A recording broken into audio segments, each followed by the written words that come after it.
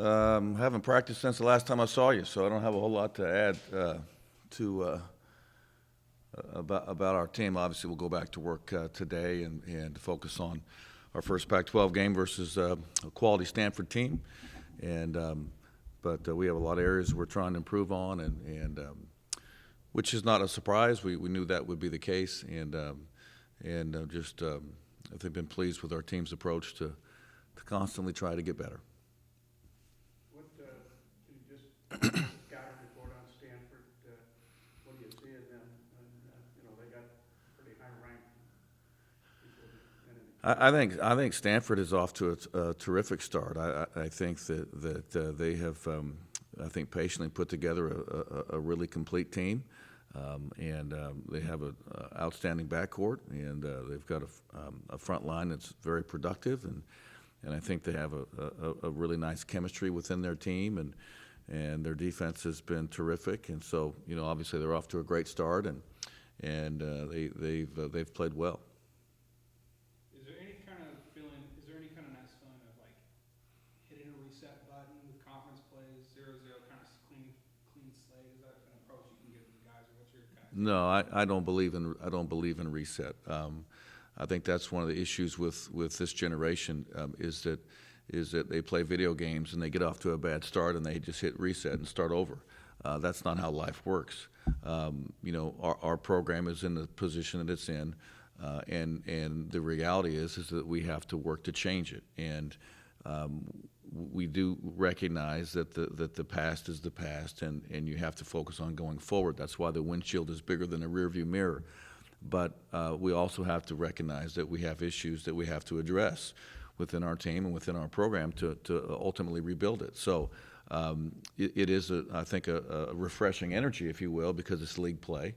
But in the grand scheme of things, it's still a daily approach to get better.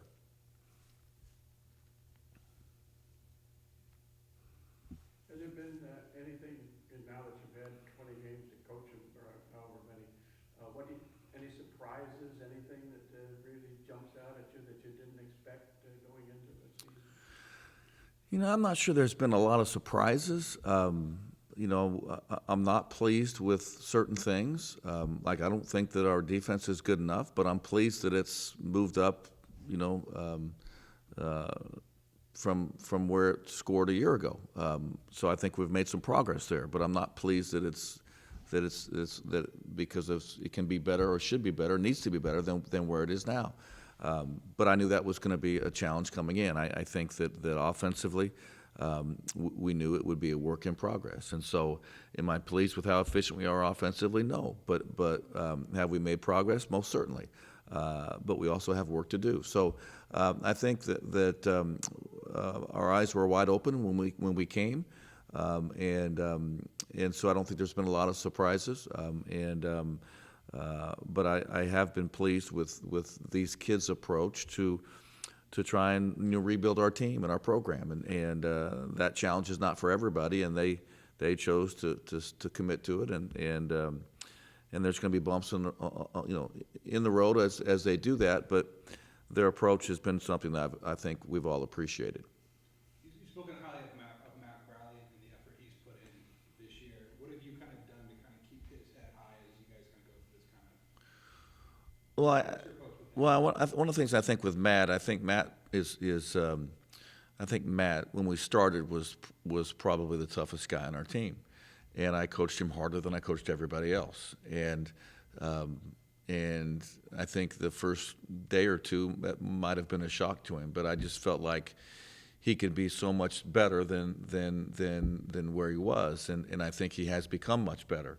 And what also has resulted in that is that now Matt is really driving himself to be better. He's very disappointed the other night in how he shot the ball, and so after the game he was still up here shooting balls, working on his shot, after 11 o'clock, and so he's become self-motivated to be better, and he really has he's a wonderful kid, and he's a great competitor, and he's really been someone who I think has who we've as coaches feel like we've earned his trust, and he certainly has earned a lot of ours, and it'll be a fun journey to take with Matt going forward. Just touching on the ball movement, that seems to be something that obviously needs to improve. I see a lot of times where like Paris or Joel they kind of get in the middle and kind of don't. I mean, what can be done to kind of improve that aspect of it and make sure guys like Matt and Kareem and Grant and Kelly are getting more kind of open shots? Well, I don't know I don't know if I would say it's ball movement. I think that you have to have a combination of ball movement, man movement. It's got to be done with a purpose. Obviously, everybody that we play knows that Matt and Kareem are our top scorers, and so it's going to be hard for them to get really clean looks, and they're going to have to work to get them. We're going to have to work to help them get them. But we also have to have some other guys, start to finish some plays, so we have some more balance. Because the more balance that you can get, then I think you see the ball spread around more, and you have what looks like to be more movement because you have more guys that are scoring it. But that's going to be an issue for our team until we can develop more scoring, which is going to take time. How do you go about doing that in practice to develop more scoring? Try to encourage guys to shoot more, draw up plays where they can. Well, I think the one thing that you have to do with every player, the game is really fast for guys that first come into play at this level, and so your freshmen, you have to get them comfortable playing offensively to the point where the game begins to slow down, and then it's to recognize, where your shots come from, and where the good shots, can be located, but because you want players to be able to anticipate those opportunities. And when you have so many new faces learning a new system, and so many of them that are playing college basketball for the first time, that takes a while. And so there's a lot of repetition, a lot of experiences that you have to go through before you can get there, and also a lot of skill development, because some of the things you could get away with as a younger player, when you get to play against defenses at this level, those skills don't translate. You have to improve them.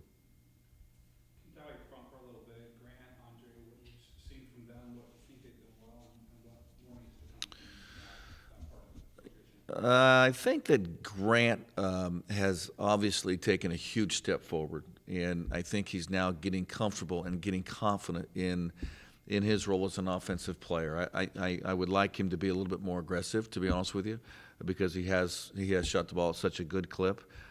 He's a very good facilitator of offense, and I think he's really taken a step forward there. He leads us in rebounding, and so I think he finally has the confidence to be a major minute player. Andre has had some great moments also. Our hope will be that he can continue to develop some consistency up front and be able to play and avoid foul trouble and consistently be productive. And those guys are, Andre and Grant both probably worked as hard as anyone on our team in the off season. So it doesn't surprise us that they've gotten off to some good starts, and they're good examples for DJ Thorpe and for Lars, and I think that has really making an impact on the development of those two young guys, because Grant and Andre have been such consistent workers. This is kind of a question about college and basketball in general now. After half a season, whatever, have you seen all talk about the moving the three-point line? Right. Has it made a difference? Can you see a different approach that teams take? Well, I think the three-point line moving back has been a difference. I mean, we have fewer guys on our team who are a threat from the three-point line, and so what has resulted in that is that now we have, instead of the design of the rule opening up the court, if you don't have guys that are consistent shooters from there, what you have behind or underneath the three-point line is a clogged up court, and so that's the kind of defense that we're seeing to a degree. But the teams that are established and have really good shooting, I think the impact of the moving the three-point line has really helped those teams, because it has allowed so much more space for those teams to operate within the three-point line. And so, having a really good three-point shooting team has become very important, and it'll be something obviously that we continue to work on. But I think nationally you see that the attempts are slightly down. And I think the percentage is slightly down. It's the same thing that happened the last time the line was moved back. And I think you'll see annually that teams begin to adjust to that and get comfortable with the new line.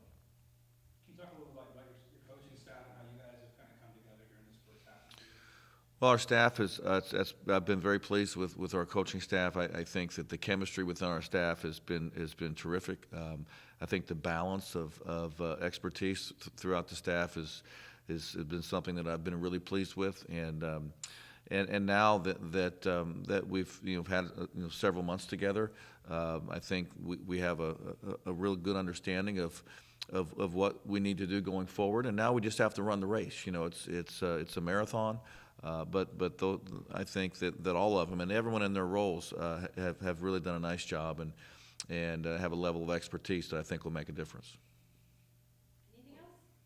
What's the health of the team going in? Everybody fit together? We've had our challenges, quite frankly. I think 2K has had obviously had missed several games, and I think that we came back from the holidays and we had, I think, 3 guys that didn't practice with flu or illness, or 4 actually, and so we've had our share of stuff. But hopefully we can we can be as healthy as a team can be here to start league play. You're going to have some dings just because the game's so physical now.